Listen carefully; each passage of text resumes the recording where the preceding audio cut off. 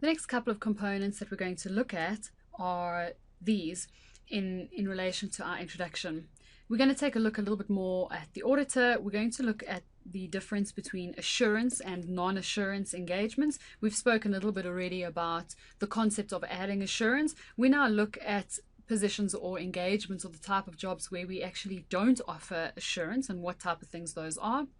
We will then spend a little bit more time talking about our audit in terms of the financial statement audit engagement. Your auditing postulates are like the little building blocks of the auditing knowledge or the auditing technical stuff. Auditing as a science, and then we'll talk about the profession itself in terms of the accounting and the auditing profession. So let's take a look at the auditor to begin with.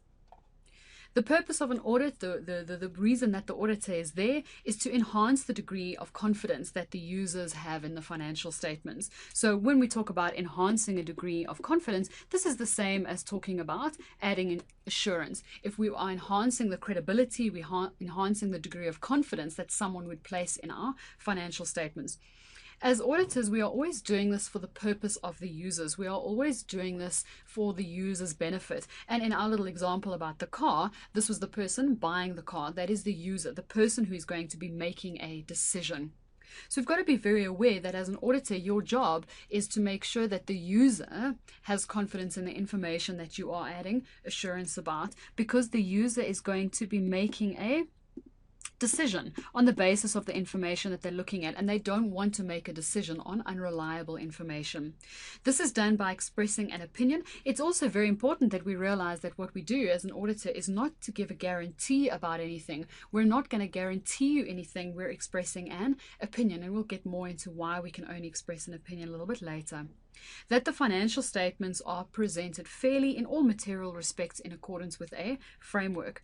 These components, each of these terminology and each of these words we need to be very, very comfortable with in order to make sure that the rest of our detail comes along. So we're going to talk a little bit about the concept of an opinion, the concept of presented fairly, and your material respects. All of these are very important bits of knowledge for our auditing process. Let's talk a little bit about our opinion. Let's talk a little bit about this some more. When a set of financial statements are prepared, it's very important to realize that the people that are preparing the financial statements are going to be your directors. Those directors may not necessarily be the shareholders, but they are going to be preparing the financial statements. So any information in there will have been prepared by the directors. The users are the ones who are going to be relying on that information, and they are going to be using this information to make what we call an economic decision, various types of economic decisions. This could be whether or not they want to invest in the company. This could be whether or not they want to give loans or credit, whether they want to work for the company, give them tenders, whatever. People, users, are going to be making a decision on the basis of these financial statements, and therefore they're going to be relying on the financial statements, and they're going to be relying on what the directors have put into those financial statements. As we've seen already, it makes a lot of sense for a third party to stand in the middle here, and this third party is going to be us as auditors, where we say to the users, we will assess the financial statements, we will audit them, and we will give you an opinion on whether or not those financial statements are fairly presented. We'll give you an opinion on whether or not you can rely on those financial statements. Naturally, the user would be a lot more comfortable if it was a guarantee that they were going to get, but they're not going to get a guarantee for us or from us. And the question is, why? Why would we not be willing to express a guarantee? Why would we only be willing to give an opinion? As you can imagine, a guarantee is 100% assurance, absolute assurance. Guarantee is 100% absolute assurance that these financial statements are correct. So why, as an auditor, are we not able to do that? Why would we not be able to do that? Obviously, the users would be a lot happier if we were. We don't express an absolute assurance. We give what we call reasonable assurance. So our opinion gives the user reasonable assurance about the financial statements. And one of the main reasons that we can't do this, one of the main reasons we can't give absolute assurance, is because of a limitation of resources. As an auditor, we cannot go through every single transaction in the financials. We cannot recalculate every number. We were not in the company the entire year. We didn't see every transaction happen. We didn't look at everything that happened. We weren't there to monitor everything. So it would be very dangerous for us to give an absolute guarantee when we weren't there the entire year. We're going to be looking at a couple of details. We'll look at a couple of transactions, but there's no way we have enough time to look at everything that we'd want to in order to give a guarantee. So we don't. We cannot give a guarantee on the financial statements, which is why we talk about the fact that we express an opinion about whether or not the financials are reliable.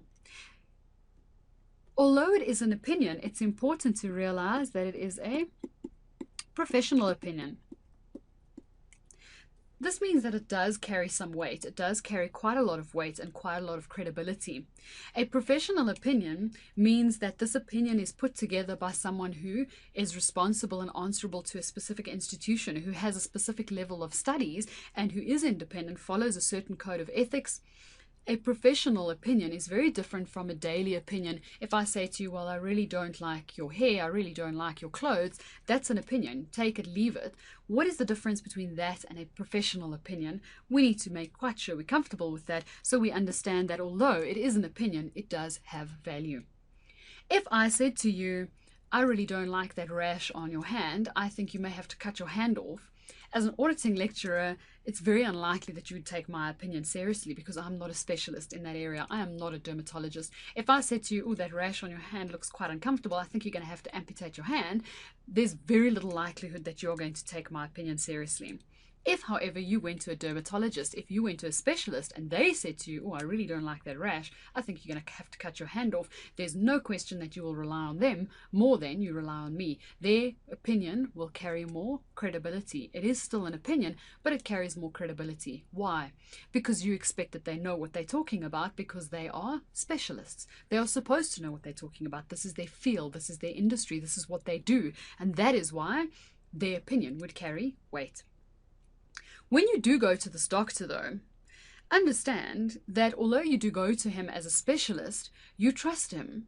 Even though you don't know him personally, you would make an appointment with someone, find the information online or wherever, you'd make an appointment with this dermatologist, you'd go and see them, but you don't know them personally. You don't ask to see their degrees, ask them how many years they've been doing this in practice, how many accidents they've had, how many people they've killed. You don't go through a whole bunch of background information. So why do you trust this dermatologist? Why do you trust these specialists?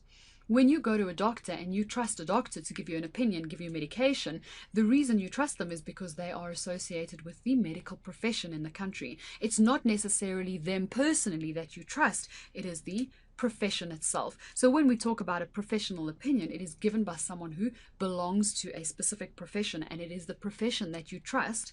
Even if you don't know the person themselves, you'd say, well, I believe that he has to know what he's talking about because he is a professional. He does belong to that particular profession, and they wouldn't allow him to continue practicing if he didn't know what he was doing.